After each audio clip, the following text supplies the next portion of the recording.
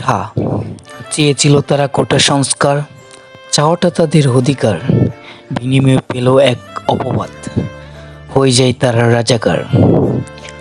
এই ক্ষোভে রাজপথে জড়ো হয় জনতা, সেইখানেতে বীরের মতো প্রাণ দিল ছাত্র আবু সাইদ, আহত হলো আরো শত শত।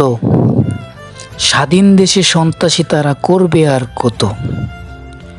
সর্বোপরি একটাই চাওয়া, কুঠা পথা নিপাত যাক, মেধাবীরা মুক্তি পাক।